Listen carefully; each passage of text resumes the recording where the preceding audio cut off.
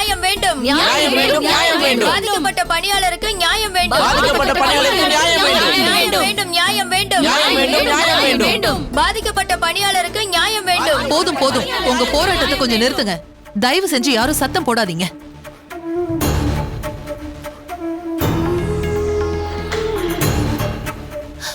உங்களுக்கு நடுவுல என்ன பிரச்சனை நடந்துச்சுன்னு எனக்கு எதுவுமே தெரியாது. ஆனா எல்லாரும் ஒண்ணு தெரிஞ்சுக்கோங்க, ஸ்வேதாவும் இந்த ஹாஸ்பிட்டலோட முதலாளிதான். இவள இந்த பொண்ணு அவமானப்படுத்திருக்கா. அதனாலதான் கோவப்பட்டு ஸ்வேதா இவள அடிச்சிருக்கா. அவங்களை இங்க யாரும் அவமானப்படுத்தல, அவங்க தான் எல்லாரையும் அவமானப்படுத்திட்டு இருக்காங்க. இவங்களே இவங்கள முதலாளின்னு சொல்லிக்கிறாங்களேன்னு எல்லாரும் அனுசரிச்சுதான் போறோம்.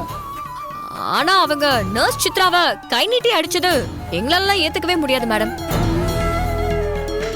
அப்படின்னா எல்லா பிரச்சனைக்கும் இந்த மதியும் மகிழினியும் தான் காரணம். இவளுங்க தான் பிளான் பண்ணி என்ன ஹாஸ்பிட்டலுக்கு வர விடாம தடுக்க பாக்குறாளுங்க.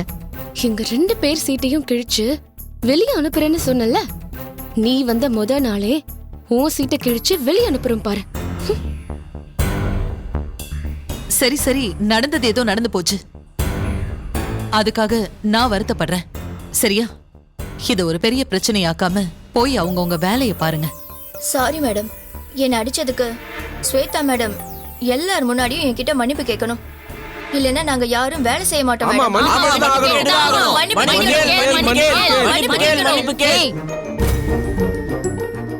யாரு யார்கிட்ட மன்னிப்பு கேக்குறது? நான் யார் தெரியுமா? நீங்க யாருங்கறத காலையில இருந்து சொல்லிட்டே தான் இருக்கீங்க, அதனால எங்களுக்கு நல்லாவே தெரியும்.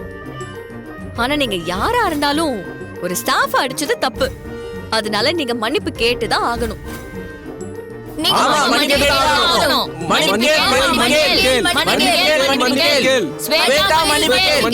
மன்னிப்பு